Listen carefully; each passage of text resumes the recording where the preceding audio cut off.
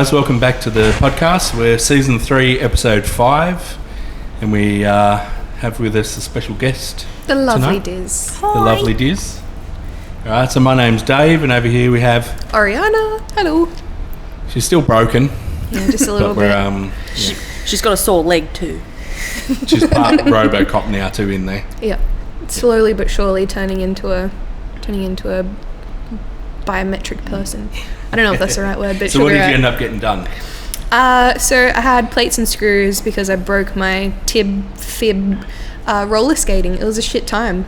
Don't recommend it. It was crap. Yeah, but everything went well, so we good. Weren't you like screaming alone in the street? I was actually. I was screaming for help alone in the street on my back. That's my favourite part. Thank you. I'm glad that's been aired. All right, so we're going to do the first segment. What's the first segment called? First segment is called Do Tattoos Hurt? So that being your first question. Oh. Yeah. Well, yes. I'm not going to do the, it's licked on by kittens and, the generic answer, or it doesn't hurt me, that whole thing, yeah. Yeah, I'll say that because I'm old and I've been here a long time. I don't feel a thing. Yeah. It depends on, for me, yes, I hate getting tattooed. I'm a huge pussy. I can only get tattooed for probably about 2 hours at a time. Yeah. I thought I was a baby. No, this chest piece took 12 hours. I mean, I am, yeah. Oh my lord. Yeah, 12 hours. Yeah, Holy in sugar. different 2-hour sessions. So, but I think it depends on where you're getting tattooed and the person's threshold and things like that. So when people ask me, is this going to hurt? I'm like, I don't know, let's see. Yeah, that's my generic answer anyway. So the reason why we asked that first is because it is something we get asked a lot. A lot. So it's a bit tongue-in-cheek, but we are trying to kind of give out a bit of information on... It doesn't tickle. It does hurt. Certain areas are different. Yeah. It's not like you won't feel a thing. Even numbing cream, people still feel something. You know what I mean? So, yeah. On that, do you like or hate tattooing with numbing cream?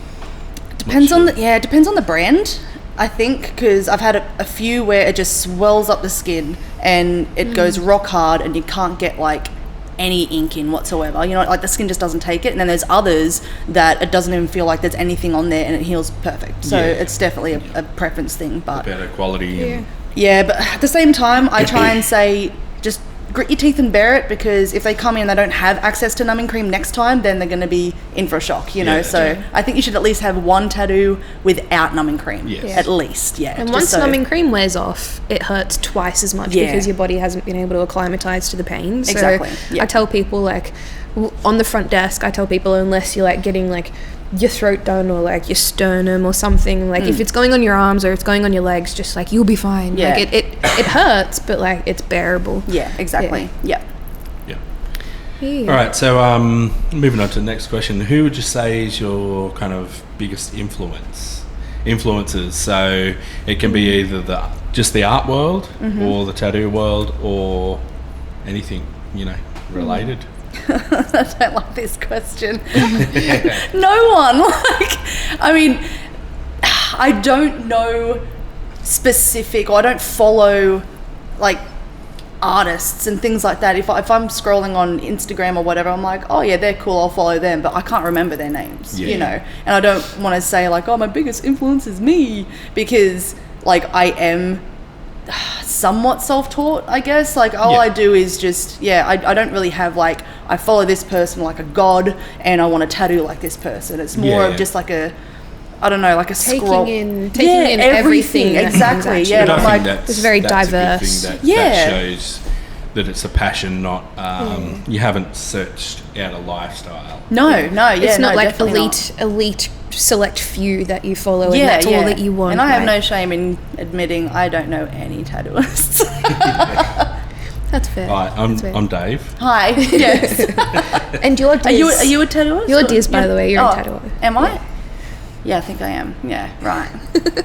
Well, you can check the time. Am I? Is it me tattoo time?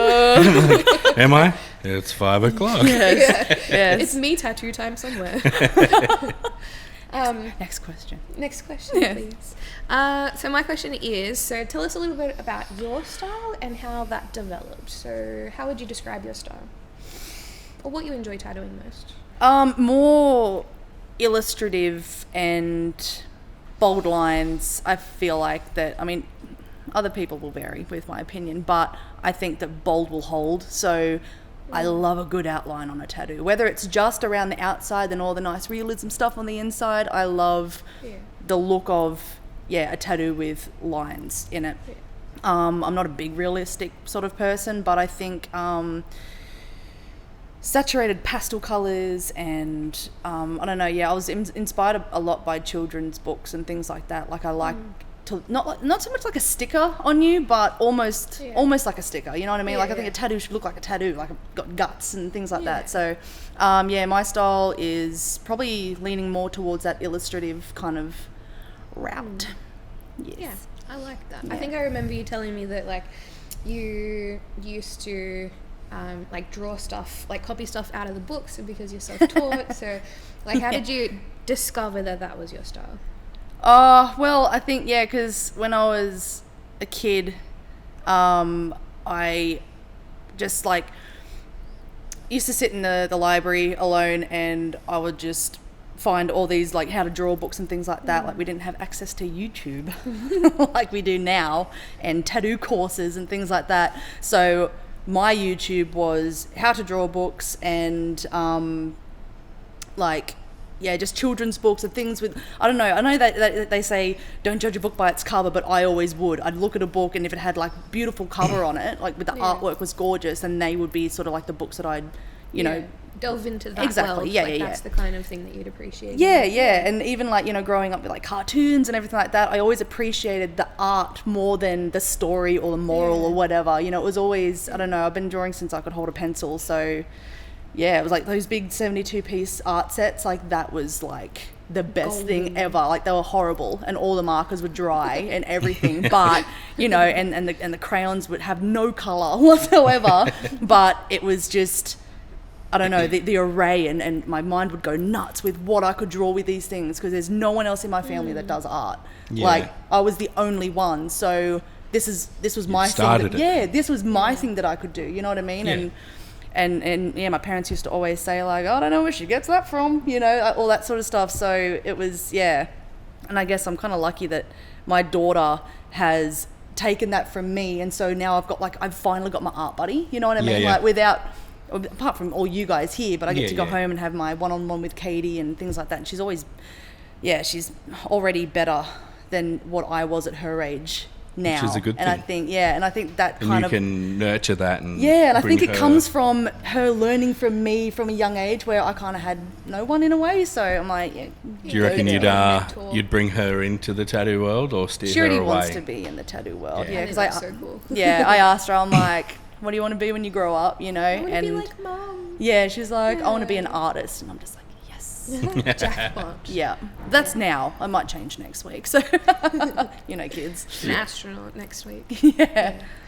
So with the kind of podcast we do, we try and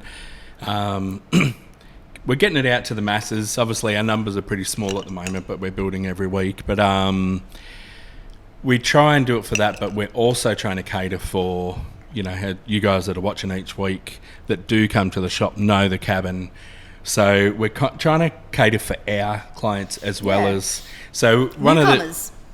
So one of the questions we've got is, you're big on consults, which is a great thing, Some of us, I very rarely do consults, but again, I've been here a long time. So so run us through your consult and think of it in the way of someone that's watching this, that what they want to bring to you.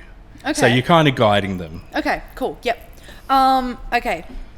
Yep. I love consults. And I think it's important, like, especially for me, I'm such a people person that I want to have that rapport straight away, not just, I want people to be like, I want to go to Diz, not just whoever's next available. You know what I mean? So how great is it, us watching Diz walk around to her consults? like from behind the desk.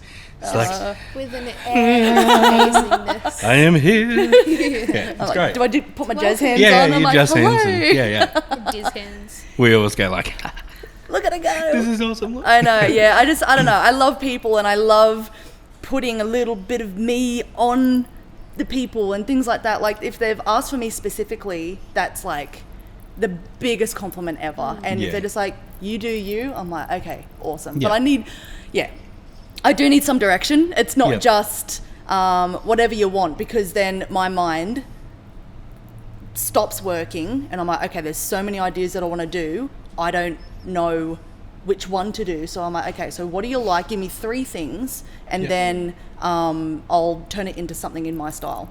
Yeah. So I like the reins of controlling the horse, but I need some sort of guidance. So yeah, I mean, reference pictures, not a whole bunch, not like 15 or whatever, you know, like reference pictures. And I want all of those 15 put into this. Yeah, on my wrist. 15 centimetre. So that's a good thing for people that are watching that aren't experienced in the tattoo world. That kind of thing is, we can only fit so much into spaces. Yeah. So be open with your artist. Even a back piece as well. Like even a back piece needs like 3 or 4 things, and we'd be able to make a better. Sometimes less is more. You know what I mean? Not all those ideas at once, and then it just looks so busy. And it could be other tattoos somewhere else. If you want that with that, maybe turn them into 2 different, That's separate what I tattoos. always suggest. Exactly. For years. Yeah. So 2 or 3 different references, and then just trust us. And an open mind. And an open mind. Yeah. I mean. We know what looks good in a tattoo, so just, trust us. And communication before the day before the tattoo. Yeah. And communication before the day before the tattoo as well. Like, don't leave things to the last second. Like, a consult is there to talk about your ideas, not just to have a little chit chat. That's actually that's actually a really good point, because once the consult, like the whole point about a consult is having all the ideas laid out on a table. This is what we're doing, and then this is what you're going to get on the day. Leave it with me and I'll bring you a fantastic piece. Don't leave and say, this was great, nice to meet you, and then go shopping online for more ideas to add to it. You know what I mean? Because then that leaves us less time to start drawing. I usually leave, because I work chronologically.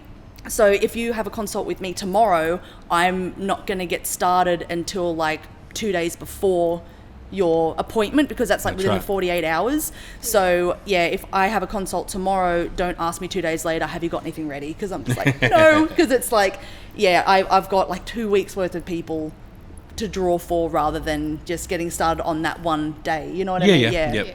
We're very busy. We are very busy. Very busy. Yes. All right, so we'll finish this segment up on the next question. You can ask the...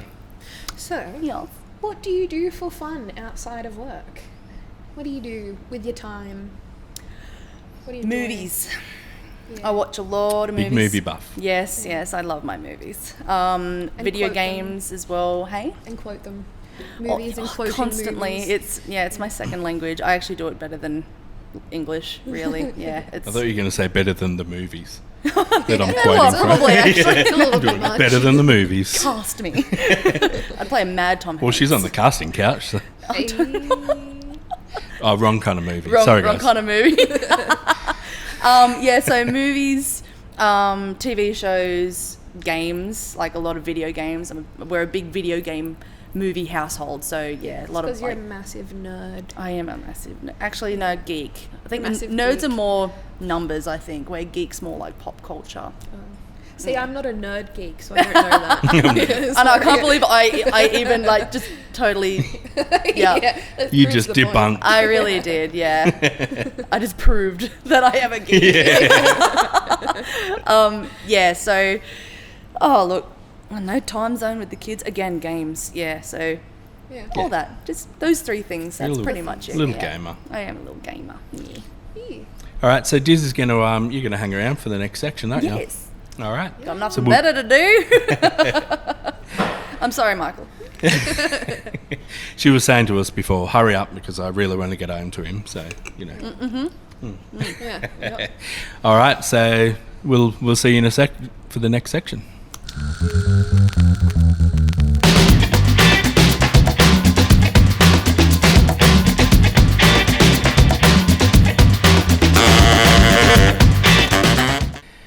right, guys, welcome back to this part of the podcast. We call this a meat and potatoes because we try and get a bit more meat and potatoes, a bit more, something with a bit more depth in it than just the interview part. So I always got a load of info written there, and we're going to kind of just go off on a tangent on that. Yeah. So I was going to kick it off.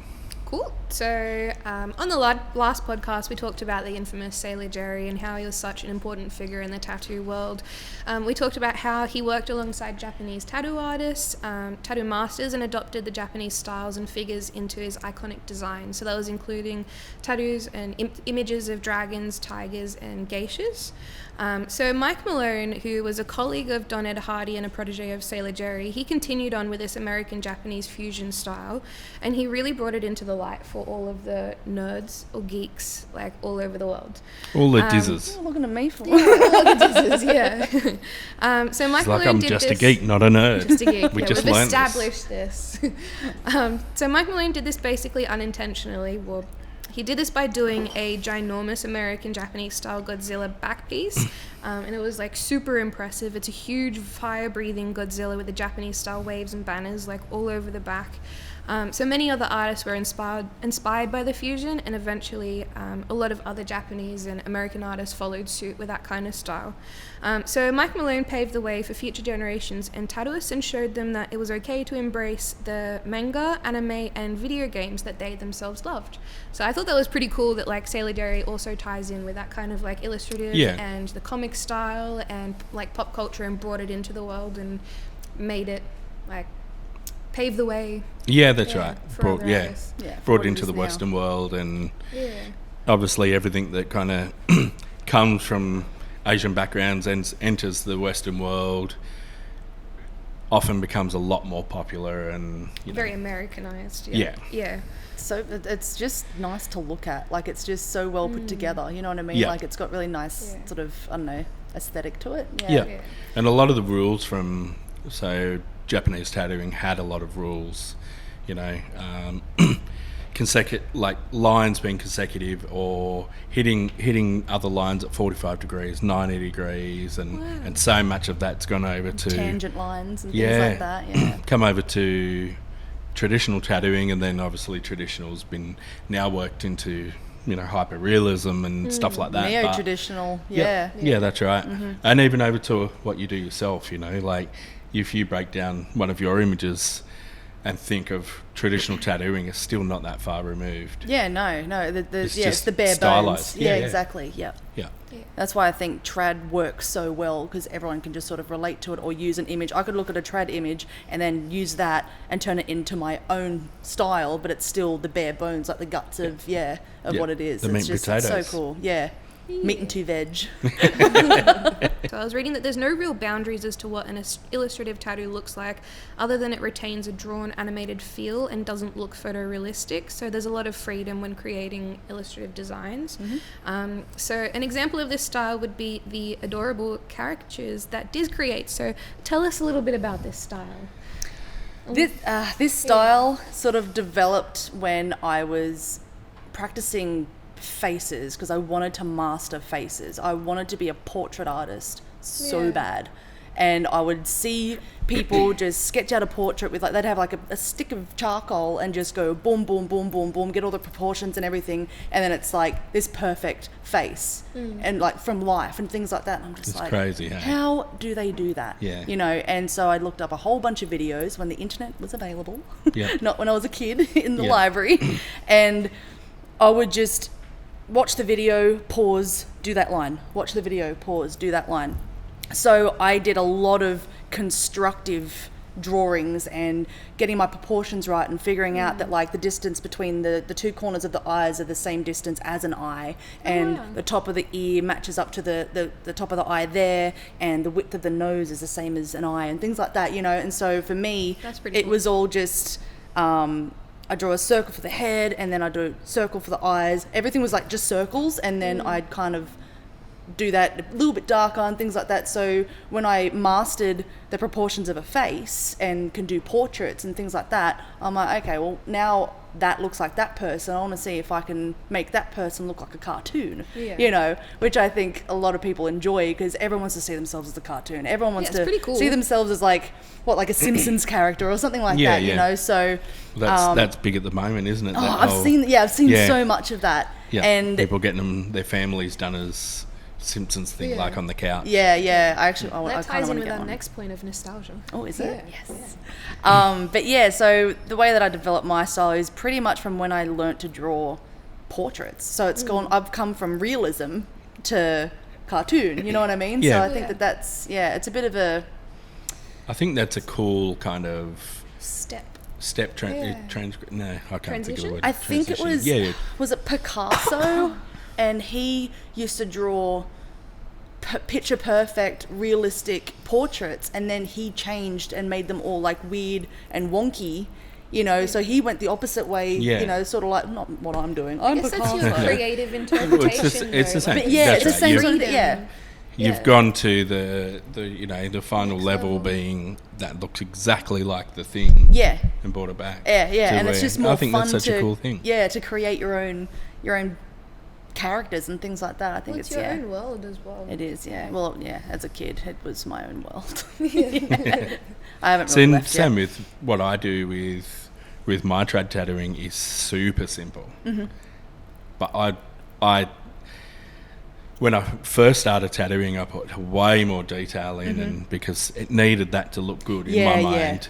And now I put so much less detail in. Yeah, and that's the whole less is more thing again, because it's easy to read and it is what it is, you know, and that's, Yep. But I think I actually mentioned this on the podcast not long ago, but I had a guy come in that I tattooed years and years ago and haven't tattooed for years. He hasn't been tattooed for ages, but just seeing the tattoos from so many years ago, and they still just look the same. Yeah.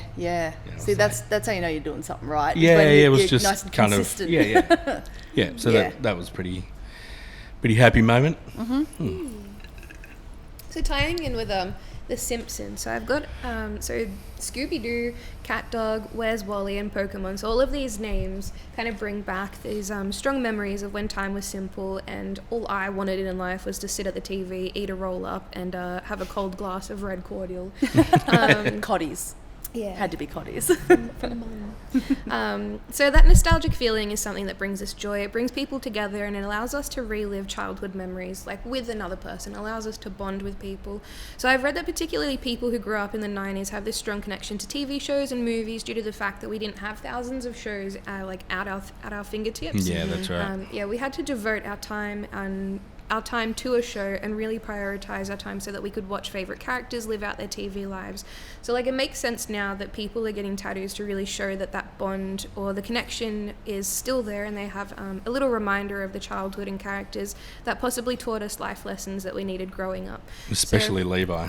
Yeah, that nostalgia. He's just nostalgia tattoos all over his legs. He's got ABC. He's like an ABC billboard of 90s cartoons. And that's something that I've seen you do, like a few tattoos of as well, like a bunch of tattoos. Like they're it's my just favorite. Really cool. And it brings back memories. It's not just like something that's kind of been reused and not so much overdone, but not something that like. You can have a conversation with that person about what they're getting tattooed because you've been there, you've watched that show, you remember, and then you start to talk about Cheese TV all over again, and things like that. It's just like no one really wants to grow up. So when they get those tattoos, it just makes you feel like a kid again, especially when you're doing it and you do it well and it's all the right colours and it's all the right, it's a little bit more HD than on a old, what is it, an RGB screen, CTR or whatever it's called. It's just a really nice feeling to have that connection with someone that you've never met before, but this one picture can rustle up so many memories, it's really, really cool.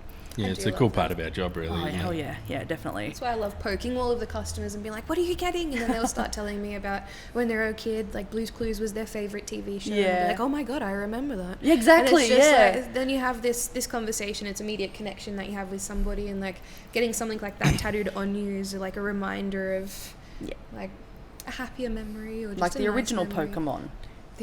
How many Pokemon are there? 151. 151 including Mewtwo. Oh wait, but, so this is maths now, so you are a nerd. Well, hey, look at that. Full circle.